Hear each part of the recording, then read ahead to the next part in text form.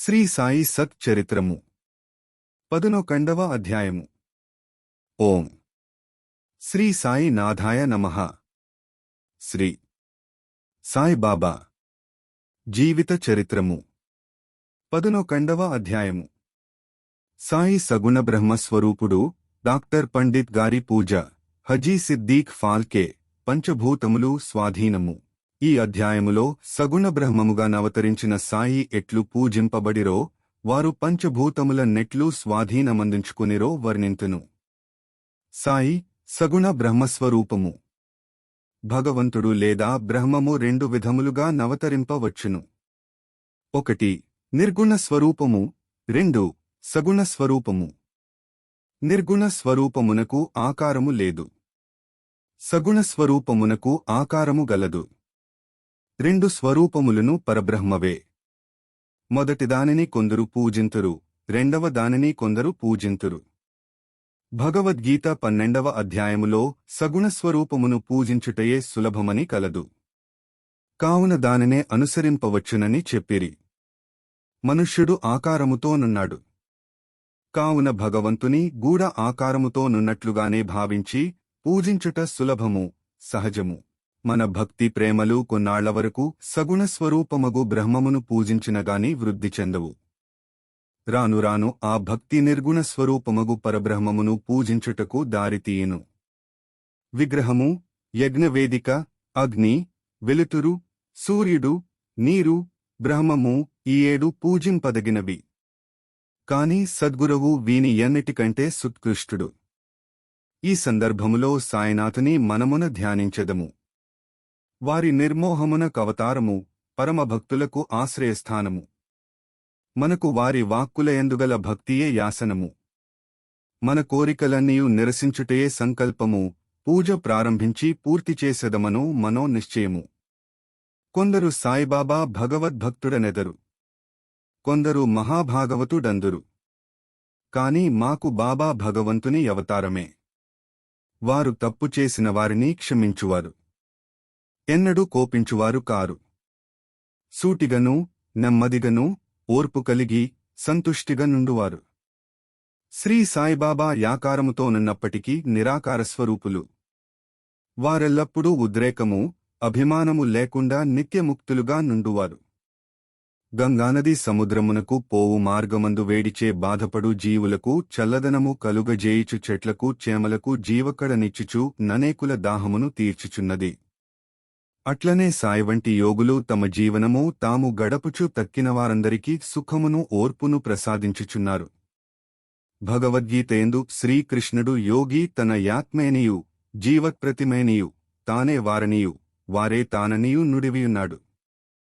వర్ణింపనలవి కాని యా సచ్చిదానంద స్వరూపమే షిరిడీలో సాయిరూపముగా నవతరించెను. శృతులు బ్రహ్మమును ఆనందస్వరూపముగా వర్ణించుచున్నవి. తైత్తరీయ ఉపనిషత్తు. ఈ సంగతి ప్రతిరోజు పుస్తకములందు చదువుచున్నాము. కాని భక్తులు ఈ పరబ్రహ్మ స్వరూపమును షిరిడీలో అనుభవించిరి. సర్వమునకు ఆధారభూతమగు బాబా ఎవరిని యాశ్రయించి ఉండలేదు. వారి యాసనము కొరకు గోనెసంచి నుపయోగించిరి. వారి భక్తులు దానిపై చిన్నపరుపు వేసి వీపు ఆనుకునుటకు చిన్న బాలేసును సమకూర్చిరి.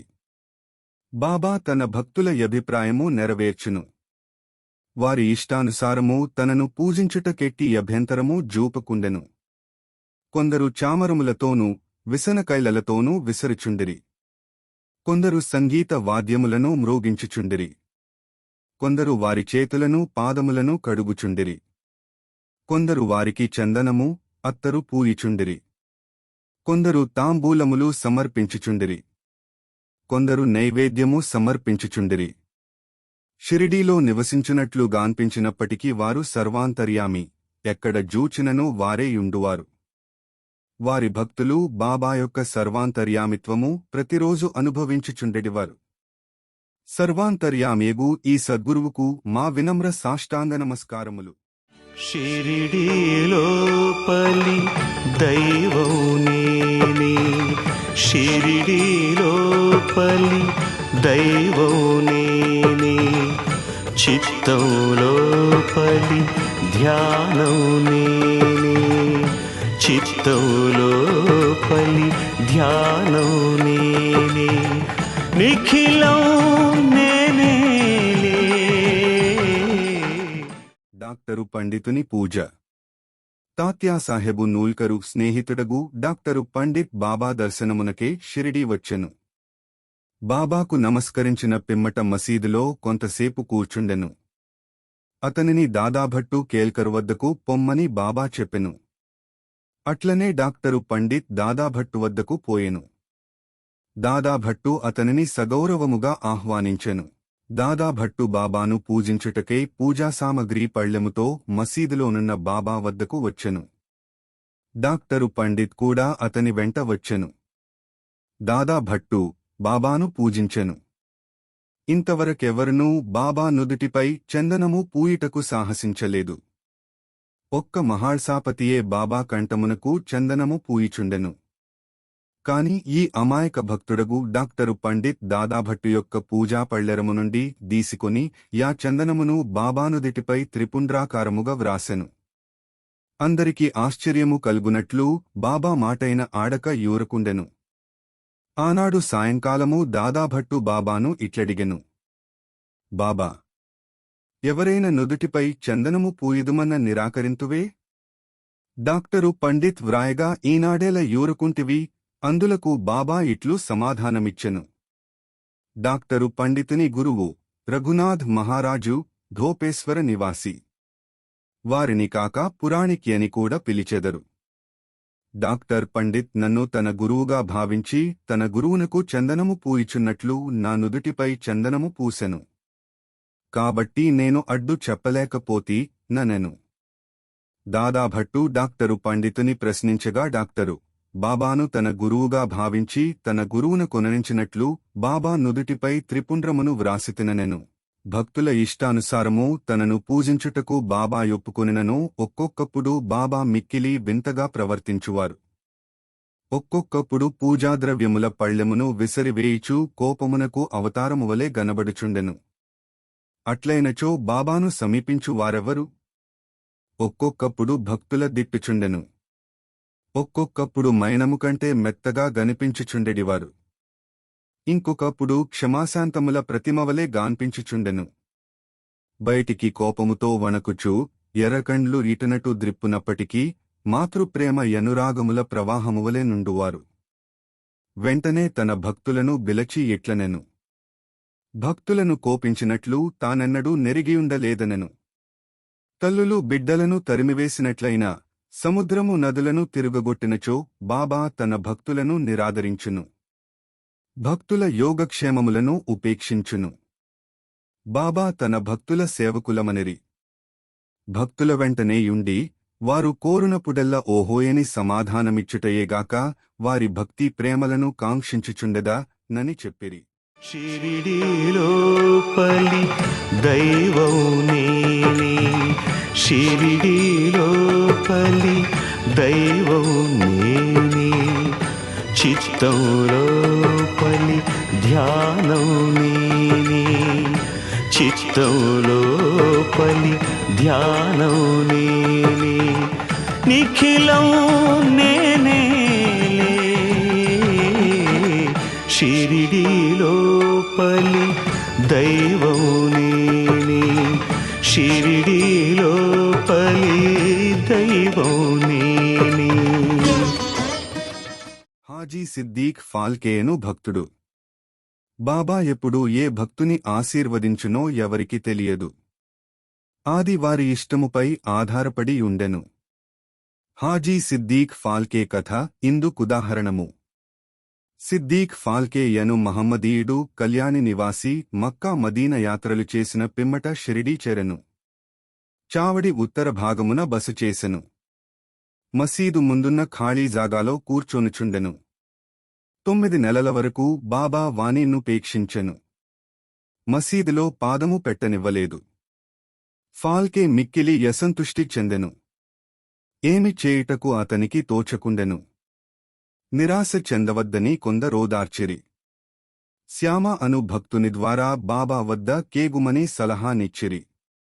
శివుని వద్దకు అతని సేవకుడును భక్తుడును అగు నందీశ్వరుని ద్వారా వెళ్ళినట్లు సాయిబాబా వద్దకు మాధవరావు దేశపాండే శ్యామ ద్వారా వెళ్ళుమని చెప్పిరి. ఫాల్కే దాని నామోదించెను. తన తరవున మాట్లాడుమని శ్యామాను వేడుకొనెను. శ్యామా యందులకు సమ్మతించెను. సమయము కనిపెట్టి బాబాతో నిట్లనీయెను. బాబా, ఆ ముదుసలి హాజీని మసీదులో కాలు పెట్టనీయవేళ? అనేక మంది వచ్చి నిన్ను దర్శించి పోవుచున్నారు. వాని నేల యాశీర్వదించవు. బాబా ఇట్లని జవాబిచ్చెను. శ్యామా, విషయములను గ్రహించే శక్తి నీకు లేదు. నీవు చిన్నవాడవు. అల్లా యొప్పుకొననిచో నేనేమి చేయగలను? వారి కటాక్షము లేనిచో మసీదులో పాదము పెట్టగలుగువారెవ్వరు? సరే, నీవు వాని వద్దకు పోయి వానిని బారవీ నూతికి దగ్గరనున్న కాలిబాటకు రాగలడేమో ఎడుగుము. శ్యామా పోయి కనుగొని హాజీ అందులకు సమ్మతించెనని చెప్పెను. 40,000 రూపాయలు 4 వాయిదాలలో నివ్వగలడేమో కనుగొనుమని తిరిగి బాబా అడిగెను. శ్యామా వెంటనే పోయి జవాబు తెచ్చెను. 4 లక్షలు కూడా ఇచ్చుటకు సిద్ధముగా నున్నాడని బదులు చెప్పెను. సరే, మరలపోయి వాని నిట్లడుగుము. మసీదులో ఈనాడు మేకను కోసెదము. వానికి దాని మాంసము కావలెనో, రొండి కావలెనో, కప్పూరములు, వృషణములు కావలెనో కనుగొనుము. బాబావారి మట్టిపాత్రలోనున్న చిన్న ముక్కతో సంతుష్టి చెందెదనని హాజీ చెప్పెనని శ్యామా బదులు చెప్పెను. ఇది వినగానే బాబా మిగుల కోపించి మసీదులోని మట్టిపాత్రలు కొలంబ విసరివైచి తిన్నగా చావడిలోనున్న హాజీ వద్దకు బోయి కఫనీ, పొడుగైన చొక్కా నీపైకెత్తి ఇట్లనెను. మహనీయునివలె ఏల నటించుచున్నావు? తెలిసిన వాని వలె ఏల కూయిచున్నావు? ముసలి హాజీ వలె నటించుచున్నావేళ? ఖురాను ఇట్లే పారాయణ చేయిచున్నావా?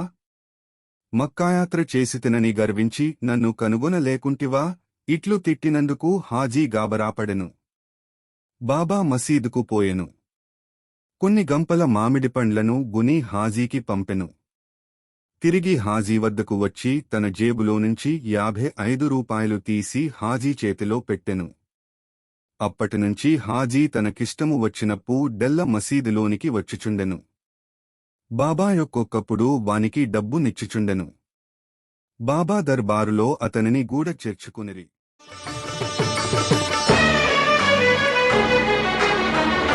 అన్ని వేళల అడుగిడుతారు, అన్ని వేళల అడుగిడుతారు. అందరూ నా వైపే,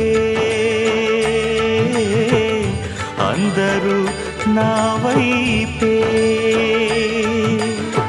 పంచభూతములు బాబా స్వాధీనము. బాబాకు పంచభూతములు స్వాధీనమైనవని తెలుపు 2 విషయములను వర్ణించిన పిమ్మట ఈ అధ్యాయమును ముగించెదము. 1. ఒకనాడు సాయంకాలము షిరిడీలో గొప్ప తుఫాను సంభవించెను. నల్లని మేఘములు ఆకాశమును కప్పెను. గాలి తీవ్రముగా వీచెను. ఉరుములు మెరుపులతో కుంభవృష్టి కురిసెను. కొంతసేపటిలో నెలయంతయు నీటిలో మునిగెను. జీవకోటులన్నియు పక్షులు, జంతువులు, మనుష్యులు మిక్కిలి భయపడిరి. తలదాచుకొనుట కందరూ మసీదులో ప్రవేశించిరి. షిరిడీలో అనేక స్థానిక దేవతలున్నను వారిని ఆదుకొనలేదు. కావున వారందరూ తుఫానును ఆపి వేయుడిని బాబాను వేడుకునిరి. బాబా వారి భక్తికి మెచ్చెను. బాబా మనస్సు కరిగెను. వారు బయటకు వచ్చి మసీదు అంచున నిలబడి బిగ్గరగా నిట్లు గర్జించిరి. ఆగు, యాగు, నీ కోపమును తగ్గించు, నెమ్మదించు. కొన్ని నిమిషములలో వర్షము తగ్గెను. గాలి వీచుట మానెను. తుఫాను ఆగిపోయెను. చంద్రుడు ఆకాశమున గనిపించెను. ప్రజలందరూ సంతుష్టి చెంది వారి వారి గృహములకు బోయిరి. 2. ఇంకొకప్పుడు మిట్టమధ్యాహ్నము ధునిలోని మంట యపరిమితముగా లేచెను. మసీదు వెన్ను పట్టీల వరకు పోవునట్లు గనిపించెను. మసీదులో కూర్చున్నవారికేమి చేయుటకు తోచకుండెను. బాబాతో ధునిలో నీళ్లు పోయుమనిగాని మంటలు చల్లార్చుటకు మరేమైనా సలహా నిచ్చుటకుగాని వారు భయపడుచుండిరి. ఏమి జరుగుచున్నదో బాబా వెంటనే గ్రహించెను. తమ సటకాను, పొట్టి కడ్డ, దీసి దగ్గరనున్న స్తంభముపై కొట్టుచూ దిగు దిగు శాంతించుము అనిరి. ఒక్కొక్క సటకా దెబ్బకు మంటలు తగ్గి దిగిపోవుచూ కొన్ని నిమిషములలో ధుని చల్లబడి మామూలుగా నుండుదానివలే శాంతించెను. ఇట్టివారు భగవదవతారమైన శ్రీ సాయినాథుడు వారి పాదములపైబడి సాష్టాంగ నమస్కారము చేసి సర్వస్య శరణాగతి వేడిన వారినెల్ల రక్షించును. ఎవరైతే భక్తి ప్రేమలతో నీ అధ్యాయములోని కథలను నిత్యము పారాయణ చేసెదరో వారు కష్టములన్నిటి నుండి విముక్తులగుదురు. అంతేకాక సాయందే అభిరుచి భక్తి కలిగి త్వరలో భగవత్ సాక్షాత్కారమును పొందెదరు. వారి కోరికలన్నీయూ నెరవేరును. తుదకు కోరికలను విడచినవారై మోక్షమును సంపాదించెదరు. ఓం నమో శ్రీ సాయినాథాయ నమః. శాంత్యః శాంత్యః శాంత్యః.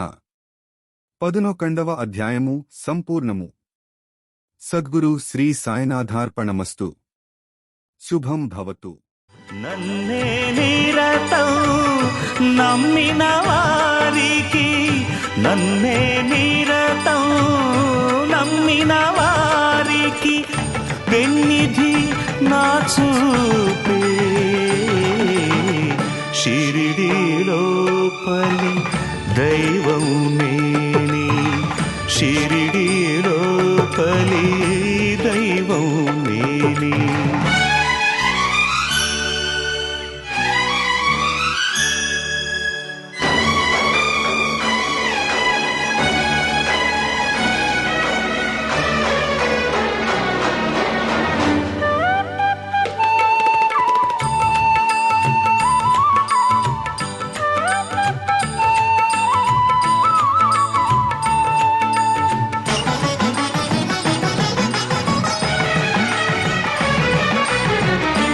ఎవ్వరు నన్ను ఏమంటున్నా, ఎవ్వరు నన్ను ఏమంటున్నా, ఏ కలత లేదు,